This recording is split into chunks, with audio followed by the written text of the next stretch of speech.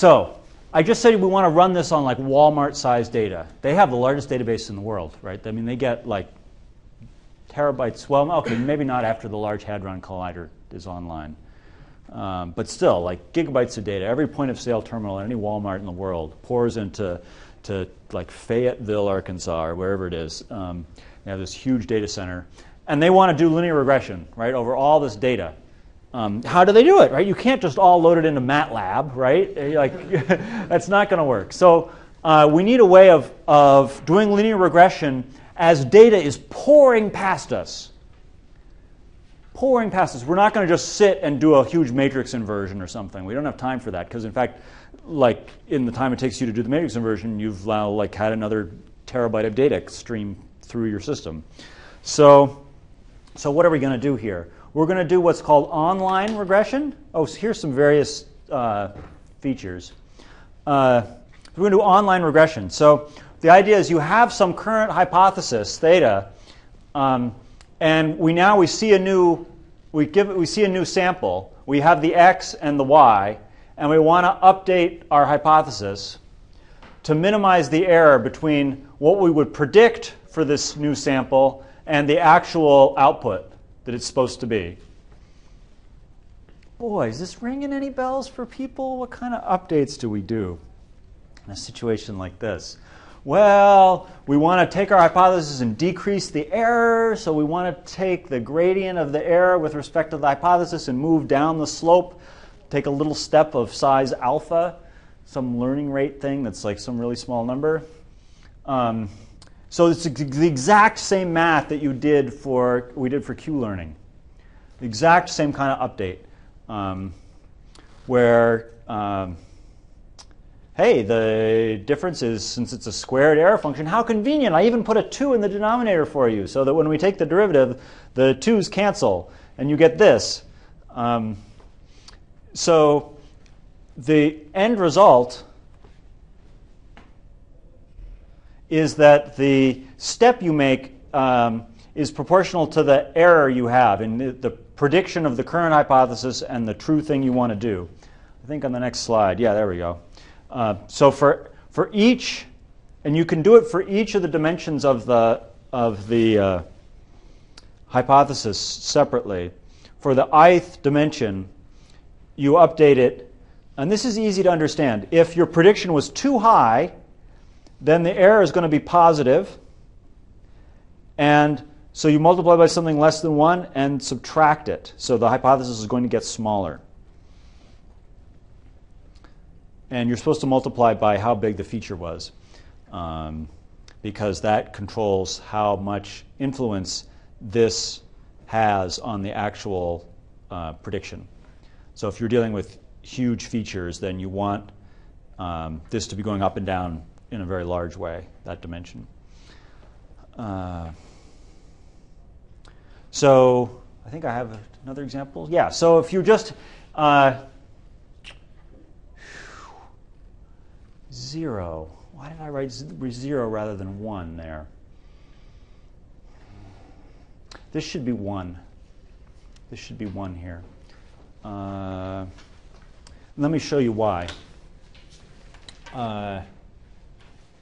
Remember that we're doing linear regression?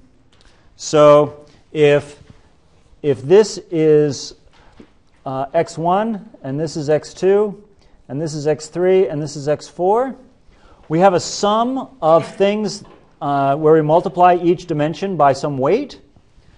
Don't forget that the equation for a line, last time I checked, is ax plus b, where b is some constant.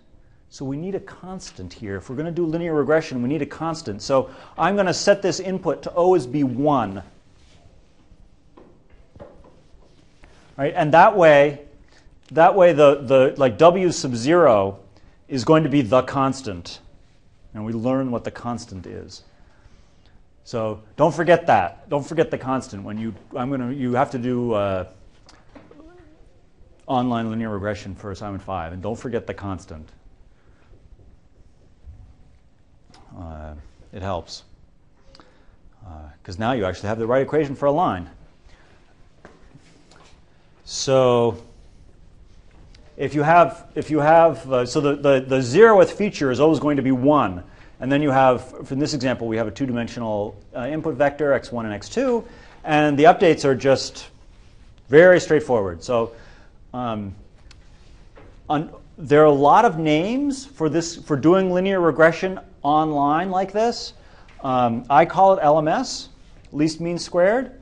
But some people call it the delta rule or the Adeline rule or the Woodrow-Hoff rule. And this kind of learning is done all over the place. So in your cable modem, for example, there's one of these, learning the line, learning how the noise characteristics of your telephone line or your cable line. One thing is, what should you set alpha to? How big should your learning rate be? I don't know. It's a good question.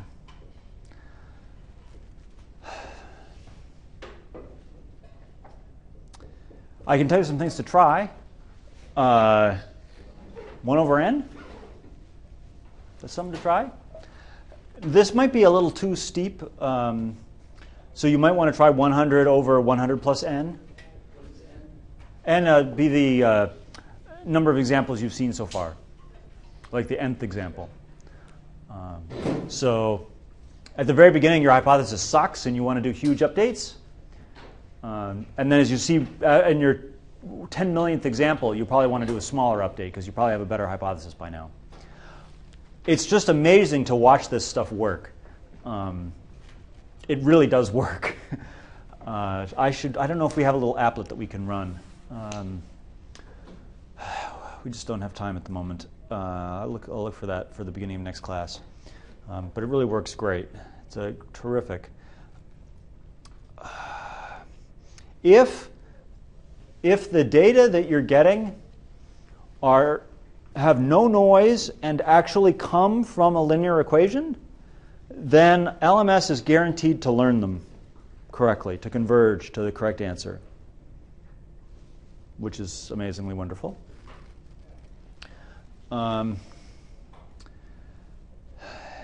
There's a variant of LMS learning called the perceptron rule that's used for classification. So this is where we get to that word that you love. And I'm not going to talk about the perceptron rule in class.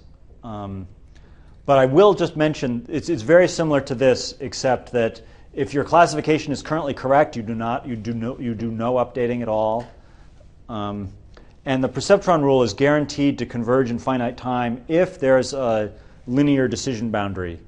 So it's sort of the classification analog of this. So for regression, this will converge if the data come from a linear function.